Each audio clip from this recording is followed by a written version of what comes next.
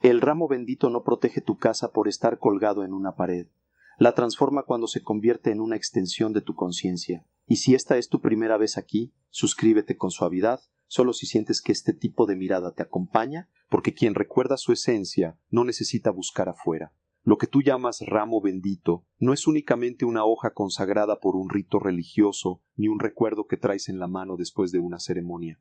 Es un punto de enlace, es un objeto que cuando entra en tu hogar con intención verdadera, altera el campo emocional, mental y simbólico de la familia que lo recibe. Y quiero que entiendas esto desde ahora, sin rodeos. El verdadero efecto del ramo no está en la rama, está en la red invisible de significado que activas cuando la tocas, la miras y la introduces en el espacio donde vives.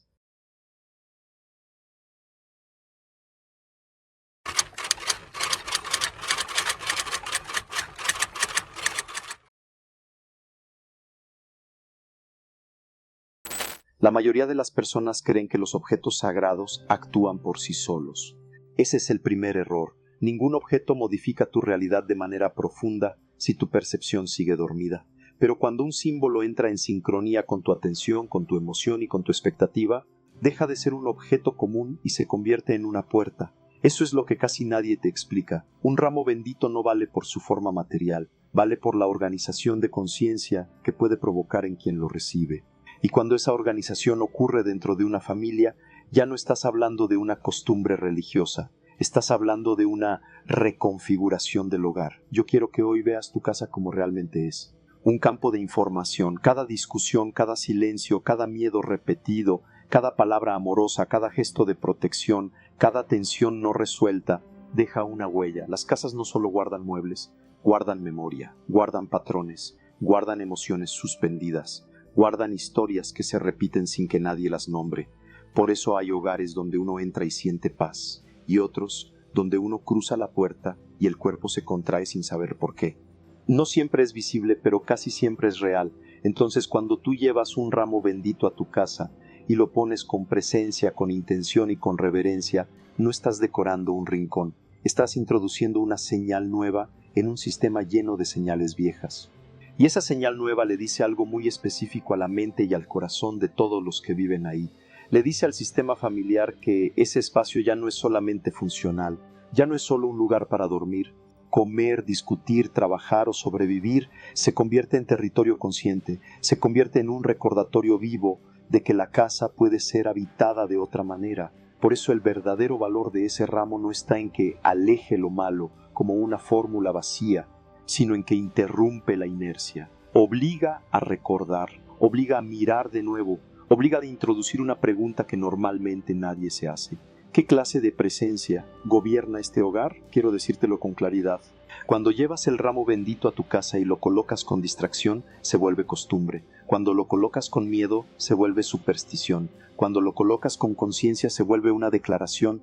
Y esa declaración cambia la manera en que tú entras a tu casa, la manera en que miras a los tuyos, la manera en que te haces responsable de lo que estás alimentando dentro de esas paredes. Porque una familia no se transforma por acumular símbolos, sino por activar lo que esos símbolos exigen internamente. El ramo no te pide admiración, te pide coherencia, te pide presencia, te pide que recuerdes que la energía de una casa se educa, se orienta, se afina. Tú has visto muchas veces cómo un solo gesto modifica el clima entero de una habitación. Basta una voz elevada para que todos se tensen. Basta una noticia para que el aire se vuelva pesado. Basta una caricia sincera para que alguien vuelva a respirar. Ahora imagina lo que pasa cuando un símbolo cargado de intención espiritual entra en una casa y deja de ser un adorno para convertirse en un eje de conciencia. Lo que ocurre es que empieza a reorganizarse la atención, y donde la atención se reorganiza, la realidad subjetiva también cambia. El ramo bendito, entendido de esta forma, no es magia, es una interfaz entre lo visible y lo invisible.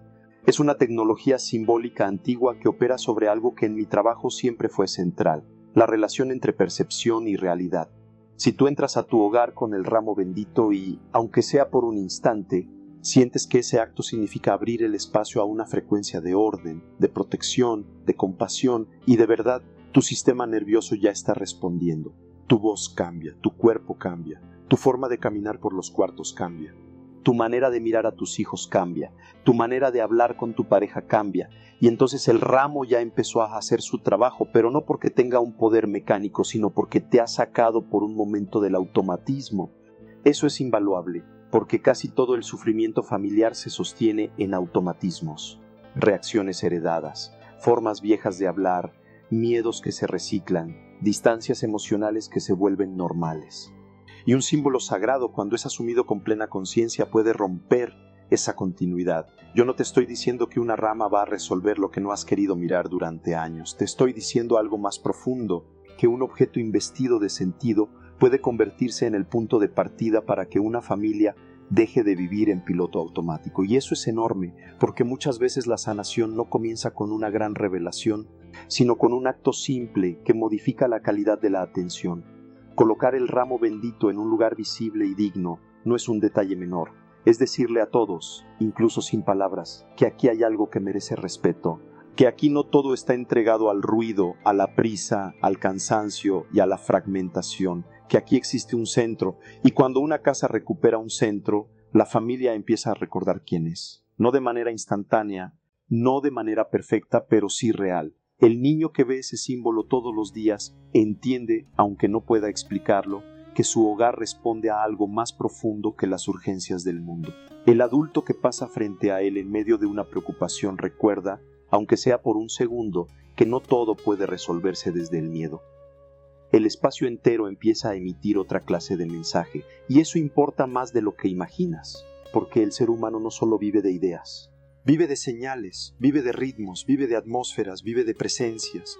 Por eso quiero entregarte de inmediato lo que viniste a buscar. Si llevas un ramo bendito a tu casa, no lo escondas, no lo uses como amuleto, no lo trates como recuerdo muerto. Haz de ese gesto una intervención consciente, míralo antes de colocarlo, respira. Reconoce qué clima emocional reina hoy en tu hogar. Pregúntate qué patrón se ha repetido demasiado, qué miedo ha ocupado demasiado espacio, qué dureza se ha vuelto costumbre. Y entonces coloca ese ramo como quien instala una intención nueva en el corazón de la casa. Hazlo sabiendo que el símbolo solo despierta aquello que tú estás dispuesto a encarnar. Si el ramo entra a una casa donde nadie quiere mirar, se seca como se seca cualquier costumbre vacía. Pero si entra a una casa donde al menos una persona decide recordar, entonces se convierte en un punto de inflexión. Eso es lo que casi nunca te dicen. El ramo bendito no viene a decorar tu fe, viene a confrontar la calidad de tu presencia. Viene a mostrarte si tu hogar está organizado alrededor del amor consciente o alrededor de la repetición inconsciente.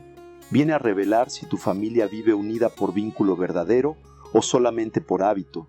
Viene a recordarte que toda casa emite una frecuencia y que esa frecuencia puede elevarse cuando un símbolo sagrado deja de ser folclore y se transforma en intención encarnada. Y si esto es así, entonces la pregunta ya no es ¿qué haces con el ramo bendito cuando llegas a casa? La verdadera pregunta es esta: cuando ese ramo cruce tu puerta, ¿qué verdad de tu familia va a quedar al descubierto? Lo que casi nadie advierte es que el efecto de un símbolo sagrado no comienza en el objeto, sino en la arquitectura invisible de la atención. El ramo bendito no entra primero a la casa, entra primero al mapa interno con el que interpretas la realidad. Y cuando ese mapa se altera, se alteran también las emociones, las decisiones, la manera en que percibes a los tuyos y la forma en que respondes a lo cotidiano. Por eso el mecanismo oculto no es externo. Es neuropsicológico, energético y espiritual al mismo tiempo. No son planos separados, son lenguajes para describir un mismo proceso. La neurociencia ha mostrado algo decisivo. El cerebro no reacciona solamente a lo que ocurre, sino al significado que atribuye a lo que ocurre. Dos personas pueden mirar el mismo gesto y experimentar mundos internos completamente distintos. Una siente amenaza, otra siente cuidado. Una se tensa, otra se abre. El sistema nervioso no vive únicamente de hechos, vive de interpretación. Ahora bien, cuando una familia introduce de manera consciente un signo cargado de intención, lo que está haciendo es modificar el contexto interpretativo de la vida diaria. En términos simples, está dándole al cerebro una nueva clave de lectura. Eso afecta a regiones muy concretas. La amígdala, que participa en la detección de amenaza, se activa menos cuando el entorno transmite previsibilidad, pertenencia y significado. La corteza prefrontal, que regula impulsos y permite responder con más claridad, funciona mejor cuando el cuerpo no está atrapado en alerta constante. y el hipocampo que participa en memoria y contexto, enlaza de forma poderosa las experiencias repetidas con los símbolos que las acompañan. Dicho de otro modo, cuando un hogar repite actos con carga simbólica y coherencia emocional, no solo crea costumbre, crea circuitos, crea asociaciones entre espacio, seguridad, vínculo y sentido. Pero aquí aparece una idea que desmonta lo que muchos creen. La mayoría piensa que la transformación sucede porque el símbolo tiene poder en sí mismo, como si actuara desde afuera sobre personas pasivas. Yo no lo veo así. El cambio más profundo ocurre cuando el símbolo reorganiza la relación entre percepción, emoción y conducta. No es un objeto empujando la realidad desde el exterior. Es una llave activando una configuración latente en la conciencia. La diferencia parece sutil, pero cambia todo, porque entonces dejas de pedirle al objeto que haga el trabajo que te corresponde encarnar. En psicología existe algo que se comprende poco y sin embargo gobierna la vida entera. El priming, esa preparación silenciosa mediante la cual un estímulo orienta la percepción y la respuesta antes de que lo notes de forma consciente. Una palabra, una imagen, un tono de voz, un olor pueden predisponer tus emociones y tus decisiones. El ramo, cuando está investido de sentido real para una familia, funciona también como un estímulo de orientación. No obliga, pero inclina. No controla, pero dispone. Recordarle al sistema una dirección no es poca cosa. En hogares donde reina la dispersión, la mente se fragmenta. En hogares donde ciertos signos concentran la atención hacia valores claros, la mente encuentra anclas. Ahora quiero llevar esto a un plano más profundo. La conciencia humana no opera como una lámpara fija que ilumina siempre del mismo modo. Se parece más a un estanque que registra toda vibración. Una sola piedra modifica la superficie entera. Una palabra dicha con violencia se propaga, un gesto de ternura también. Una intención sostenida genera ondas más largas que un impulso momentáneo. Lo invisible no es fantasía. Es estructura relacional. Lo que no se ve, organiza lo que sí se ve. Y un símbolo sagrado introducido con conciencia actúa como esa piedra lanzada en el centro del agua. No toca una sola zona, sino que altera el patrón de propagación. Desde una perspectiva espiritual, esto tiene una resonancia antigua. Las tradiciones profundas no usaban los símbolos para sustituir la experiencia interior, sino para ordenar la conciencia hacia ella. El símbolo era una bisagra entre mundos, no un atajo, no una decoración, una bisagra, algo que conecta niveles de realidad que normalmente percibes por separado. La mente moderna suele romper esa unidad. Quiere explicar el cuerpo por un lado, la emoción por otro, la energía por otro y la oración por otro. Pero la experiencia humana real no está dividida así. Cuando un padre o una madre atraviesan un espacio con intención reverente, su respiración cambia, su postura cambia, su tono cambia, y esos cambios son leídos por los demás cuerpos presentes, aunque nadie diga una palabra. Aquí entra otro elemento que la ciencia confirma y la sabiduría antigua ya intuía. La regulación es contagiosa, los sistemas nerviosos se sincronizan. Un rostro sereno puede disminuir la agitación de otro, una presencia estable puede amortiguar el caos de una habitación. Esto no es poesía, es biología relacional. Entonces, cuando en una casa aparece un acto simbólico que va acompañado de calma, foco y sentido, lo que se transmite no es solamente una idea religiosa, se transmite una frecuencia reguladora. Y esa frecuencia va moldeando la convivencia de maneras sutiles pero acumulativas. La creencia común que quiero romper aquí es esta: que lo espiritual pertenece a lo abstracto y lo psicológico pertenece a lo práctico. Esa división ha confundido a demasiadas personas. Lo espiritual, cuando es genuino, reorganiza la experiencia concreta. Lo psicológico, cuando se comprende de verdad, revela que la mente humana responde de manera profunda a rituales, narrativas, símbolos y actos intencionales. El puente entre ambos no es caprichoso, es natural. Lo sagrado no está lejos de la vida. Atraviesa la forma en que la conciencia da sentido y el sentido modifica la biología. Piensa en una casa como en un instrumento musical de cuerdas. Aunque no veas la vibración del aire, cada sonido emitido en una frecuencia determinada puede hacer que otra cuerda empiece a resonar. A eso se le llama resonancia simpática. Nadie empuja la segunda cuerda con la mano. Sin embargo, vibra. Así funciona también un hogar. Un símbolo no empuja a la fuerza la transformación, pero puede activar por resonancia contenidos dormidos: memoria moral, deseo de orden, necesidad de reconciliación, impulso de recogimiento, incluso dolores que habían sido cubiertos por el ruido. Por eso a veces un gesto sencillo toca zonas profundas. no porque sea grande en apariencia, sino porque encuentra la frecuencia exacta. Si algo de esto te está haciendo sentido, déjamelo en los comentarios con una sola palabra: resonancia. Quiero saber en qué parte de tu propia experiencia ya habías percibido esto sin poder nombrarlo. Y aquí está la clave final de este mecanismo oculto. Cuando un símbolo entra en relación viva con la conciencia, no solo produce estados, produce permiso. Permiso para detener la inercia, permiso para sentir distinto, permiso para recordar lo esencial. Muchas familias viven atrapadas no tanto por la maldad, sino por la repetición inconsciente. Repetir prisa, repetir distancia, repetir dureza. Un acto simbólico bien comprendido interrumpe ese guión y abre una ranura de libertad. Pequeña, sí, pero real. Y a veces una sola ranura basta para que entre la luz por donde antes solo circulaba costumbre. Lo que sigue es todavía más delicado porque el problema no es usar mal el símbolo, sino confundir profundidad con apariencia y convertir una posibilidad de transformación en otra escena vacía. El error que casi nadie menciona no es poner el ramo en un lugar equivocado ni pronunciar una oración incompleta.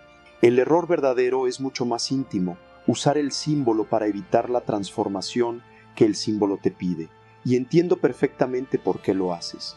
Todos hemos querido alguna vez un gesto que nos alivie sin exigirnos demasiado, una señal tranquilizadora que nos permita sentir que ya hicimos lo necesario. El problema es que cuando el ramo se convierte en sustituto de un trabajo interior que no quieres mirar, deja de abrir camino y empieza a funcionar como anestesia espiritual.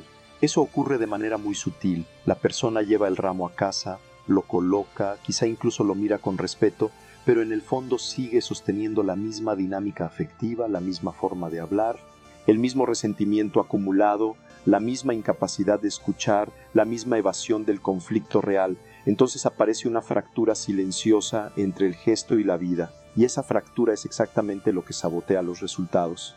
No porque el acto haya sido inútil, sino porque fue encapsulado, quedó aislado en un rincón de la experiencia, sin permiso para reorganizar lo demás. La mente humana sabe hacer esto muy bien. Se llama compensación moral en algunos estudios de psicología. Realizas una acción que te confirma cierta imagen positiva de ti mismo, y casi sin darte cuenta eso reduce tu urgencia de cambiar en lo esencial. Haces algo valioso y luego usas ese algo como crédito interno para seguir igual.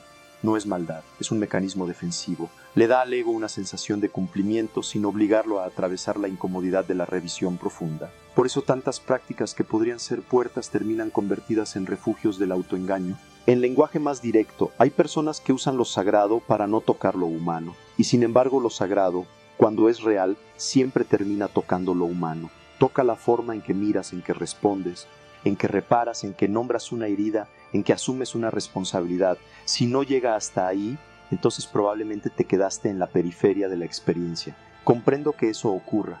Cambiar un objeto de lugar es mucho más fácil que cambiar una pauta emocional aprendida desde la infancia. Repetir una frase solemne es más cómodo que pedir perdón con honestidad.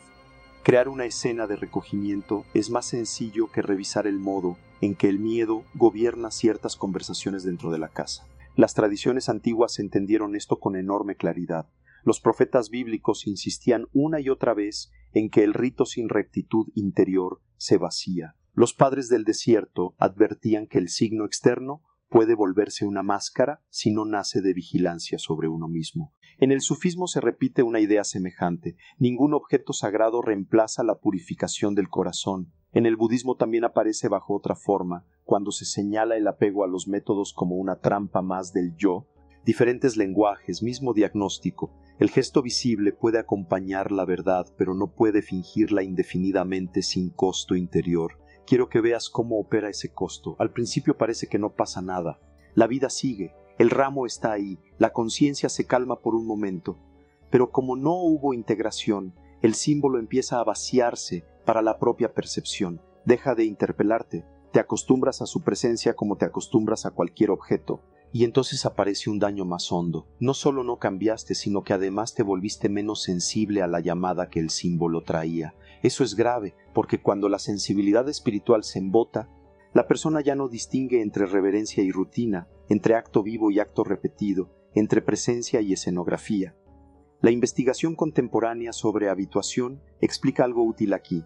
El cerebro reduce su respuesta ante estímulos repetidos cuando ya no encuentra novedad, relevancia o consecuencia. Si un símbolo permanece en tu entorno pero no está ligado a decisiones, emociones conscientes ni actos congruentes, termina siendo filtrado por la atención. Literalmente deja de contar para tu sistema perceptivo, no desaparece de la vista, pero desaparece de la experiencia. Por eso no basta con conservar una señal, hay que renovarla con verdad. La conciencia no despierta por acumulación, despierta por autenticidad sostenida. Si este video te está siendo útil de verdad, regálale un me gusta, no por algoritmo, sino porque esa simple acción me dice que vale la pena seguir profundizando de esta manera contigo. Hay otro aspecto del error que casi nunca se nombra, y es todavía más delicado. Muchas personas no instrumentalizan el símbolo por soberbia, sino por cansancio. Están exhaustas, viven bajo presión, con preocupaciones económicas, tensiones familiares, duelos no resueltos, saturación mental. En ese estado, el alma busca alivio rápido, y cuando encuentra un objeto cargado de promesa, intenta usarlo como atajo hacia la paz. Yo no juzgo eso, lo entiendo, pero también sé que el atajo no funciona cuando se usa para eludir el trabajo de presencia. El alivio real no llega por delegación mágica, llega cuando el símbolo te ayuda a volver al centro y desde ahí empiezas a actuar distinto. Aquí aparece una paradoja importante. El error no es esperar demasiado del ramo, el error es esperar demasiado poco de ti mismo frente a lo que el ramo despierta, porque el símbolo puede acompañarte, orientarte, recordarte, incluso conmoverte, pero no puede sustituir tu capacidad de ordenar la palabra, de detener una reacción destructiva, de crear un clima más limpio, de sostener una práctica sincera. La verdadera traición al sentido del gesto no es venerarlo, es neutralizarlo para no dejarte tocar. He visto muchas personas acercarse a lo sagrado como quien coloca una cortina delante de una ventana rota. Desde lejos parece que todo está en orden, el ambiente incluso luce más digno, pero la grieta sigue ahí, dejando entrar el frío. Tarde o temprano la casa lo siente. Eso mismo ocurre cuando el símbolo cubre, pero no revela, cuando adorna, pero no compromete, cuando tranquiliza la imagen, pero no atraviesa la estructura. Una espiritualidad así puede sostener apariencia durante un tiempo, pero no genera profundidad habitable. Y todavía hay una razón más por la que este patrón persiste. Confundes intensidad emocional con profundidad espiritual. Si algo te conmueve, crees que ya ha hecho raíz. Pero emoción no es integración. Puedes sentir mucho y transformar poco. Los maestros serios siempre distinguieron entre fervor pasajero y conversión concreta, entre impulso devoto y disciplina encarnada. Esa diferencia lo cambia todo. Por eso te hablo de este error con tanta claridad. No para quitarte algo, sino para devolverte su potencia. El ramo no vino a darte una excusa decorosa para seguir exactamente igual, vino a volverse espejo. Y un espejo auténtico no humilla, muestra, no condena, revela, no te pide perfección inmediata, te pide honestidad creciente. La pregunta ya no es si colocaste bien el ramo ni si dijiste las palabras correctas. La pregunta es mucho más incómoda y mucho más liberadora. Después de recibir ese signo, ¿qué aspecto de tu forma de vivir te has negado a transformar, aunque ya sabes en el fondo que ahí está el verdadero obstáculo? El camino real no consiste en hacer más cosas, sino en hacer de otra manera lo que ya toca tu vida. Si quieres que el ramo bendito deje de ser una escena aislada y se convierta en un punto de reorganización interior y familiar, entonces necesitas 3 desplazamientos precisos. No son fórmulas rápidas, son ajustes de conciencia que después se vuelven actos observables, y si los aplicas, vas a notar una diferencia entre sentir que estás haciendo algo espiritual y comprobar que tu casa empieza a responder. El primer cambio es dejar de usar el símbolo como cierre y empezar a usarlo como apertura. Muchas personas creen que el acto importante termina cuando colocan el ramo en su lugar. Yo te propongo lo contrario, que ese sea el inicio de un periodo de observación lúcida dentro de la casa. Durante los siguientes 7 días, cada vez que pases cerca del ramo, no repitas una fórmula automática, ni hagas un gesto por costumbre. Haz una pausa breve y formula una sola pregunta interior. ¿Qué clima estoy alimentando hoy en este hogar? No preguntes cómo me siento yo nada más. Pregunta qué estoy emitiendo, qué tono llevo a la mesa, qué velocidad llevo a la conversación, qué tensión dejo en el aire. Aquí hay una diferencia esencial que nadie explica. Lo que se siente como avance es emocionarte al inicio, ordenar un rincón, percibir un impulso de esperanza y creer que con eso basta. Lo que realmente es avance es detectar, en medio de una reacción conocida, que estás a punto de repetir el mismo patrón y detenerte. El verdadero movimiento no ocurre cuando todo se ve más sagrado, sino cuando una secuencia vieja pierde fuerza en el momento exacto en que iba a dominarte. Si el ramo bendito sirve como recordatorio para interrumpir una forma de dureza, de evasión o de prisa, entonces está cumpliendo una función real. Si solo embellece el ambiente, todavía no ha entrado en la estructura de la vida. El segundo cambio es introducir un acto de alineación verbal que sea verificable. No hablo de discursos largos ni de ceremonias complicadas. Hablo de una frase específica dicha en el momento preciso que reoriente el campo emocional de la casa cuando empieza a desviarse. Elige con tu familia o contigo mismo si vives solo una frase de gobierno interior. Debe ser sencilla, honesta y pronunciable en tensión. Por ejemplo, en esta casa vamos a hablarnos sin herirnos. O, aquí no alimentamos lo que nos divide. O, antes de reaccionar volvemos al centro. Esa frase no es decoración lingüística, es una herramienta de regulación compartida y debe pronunciarse cuando más cuesta. Esto tiene respaldo en prácticas contemplativas antiguas y también en intervenciones psicológicas contemporáneas.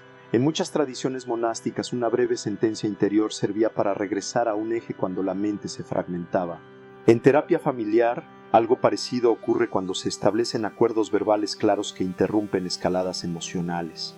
La diferencia está en que aquí no usas la frase para controlar al otro, sino para recordar el tipo de casa que estás eligiendo construir. Cuando alguien la dice con sinceridad en un momento difícil, el espacio cambia de dirección. Recuerdo un caso documentado en procesos de acompañamiento comunitario donde una familia que vivía en tensión casi permanente introdujo una práctica mínima al entrar por la puerta principal cada noche.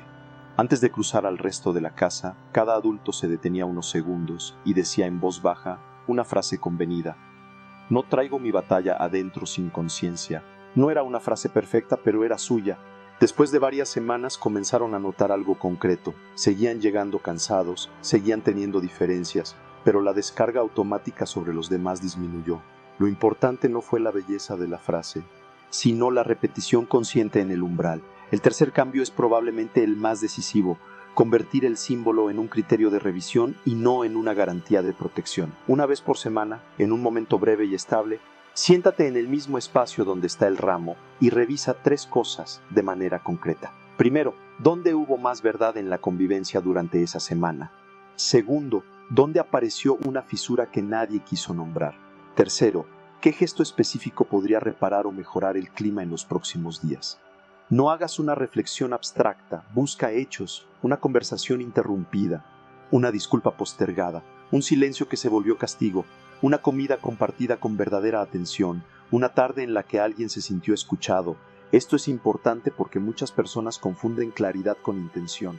Creen que, como ya entendieron el mensaje, ya están viviendo distinto, pero comprender no equivale a encarnar. Puedes tener un discurso muy elevado y seguir reproduciendo exactamente los mismos gestos que erosionan el hogar. Por eso la revisión semanal cambia tanto el juego, obliga a aterrizar, obliga a mirar evidencia, obliga a salir del personaje espiritual y entrar en una práctica humilde de coherencia. Yo mismo vi algo parecido en investigaciones de campo sobre percepción y contexto. Bastaba modificar un elemento de atención sostenida para que todo el sistema cambiara su forma de organizar la experiencia. No porque el elemento tuviera magia, sino porque servía de ancla para una nueva lectura de lo real. Eso pasa también en una casa. Cuando un signo deja de ser fondo y se convierte en punto de evaluación consciente, los vínculos empiezan a mostrar con más claridad qué los fortalece y qué los desgasta. Hay además una práctica tradicional que puede ayudarte a consolidar este camino sin caer en rigidez. En algunos hogares antiguos, el signo visible de bendición no se trataba como objeto intocable ni como adorno solemne, sino como referencia para pequeños actos de orden interior.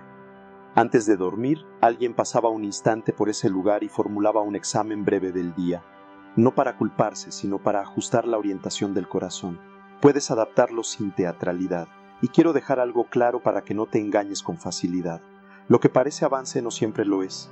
Sentir paz un día puede ser solo descanso. Percibir emoción puede ser solo sensibilidad momentánea. Tener el impulso de ordenar un espacio puede ser solo alivio estético. El avance real se reconoce por otros signos. Reaccionas con menos violencia donde antes explotabas. Nombras antes una incomodidad que antes convertías en distancia. Sostienes una conversación difícil sin escapar. Adviertes el cansancio antes de descargarlo sobre quien no lo merece. Recuperas antes el centro después de una fricción. Esos son indicadores serios. Menos espectáculo, más consistencia. Si haces estos 3 movimientos, el ramo bendito deja de ser un recordatorio bonito y se convierte en una disciplina suave de presencia, palabra y revisión. Y eso sí modifica un hogar. No porque vuelva perfecta a una familia, sino porque la vuelve más consciente de lo que cultiva, más responsable de lo que transmite y más capaz de corregir su rumbo sin esperar una crisis mayor. Ese es el camino real, no usar el símbolo para escapar de la vida, sino usar la vida para verificar si el símbolo ya empezó a encarnarse. Si has llegado hasta aquí, entonces ya intuyes algo que va mucho más allá de un objeto, de una tradición o de una costumbre heredada. Lo que realmente estaba en juego nunca fue una rama colocada en un rincón de la casa. Lo que estaba en juego era la posibilidad de volver a habitar tu hogar con conciencia, de dejar de vivir desde la inercia y comenzar a imprimir presencia allí donde antes solo había repetición. A veces una familia no necesita un cambio aparatoso, necesita un punto de verdad, necesita un acto sencillo que le recuerde que todavía puede ordenar su mundo desde adentro. Eso es lo que quise mostrarte. No que pongas tu esperanza en algo externo, sino que reconozcas cómo ciertos símbolos pueden devolverte a una relación más honesta con tu propia vida. Porque cuando una casa empieza a alinearse desde la conciencia, no solo cambia el ambiente, cambia la forma en que cada persona se siente mirada, sostenida y llamada a madurar. Y cuando eso ocurre, lo cotidiano deja de ser un territorio automático y se convierte en un espacio donde también puede entrar lo sagrado sin ruido. La verdad central de todo este viaje es simple, pero exige valentía. No eres víctima absoluta del clima invisible de tu hogar. Participas en él, lo alimentas, lo alteras o lo sanas con tu manera de llegar, de hablar, de callar, de tocar, de escuchar y de recordar lo esencial cuando todo parece arrastrarte hacia la distracción. Y la otra verdad es aún más profunda. Ningún signo tiene sentido si no despierta una forma más lúcida de vivir. La transformación no empieza cuando algo brilla afuera, sino cuando algo se ordena adentro. Tal vez ahora comprendes por qué tantas personas hacen gestos cargados de intención y sin embargo siguen sintiéndose desconectadas en su propia casa. No porque les falte fe en apariencia, sino porque han olvidado que toda señal externa solo cobra profundidad cuando encuentra un corazón disponible.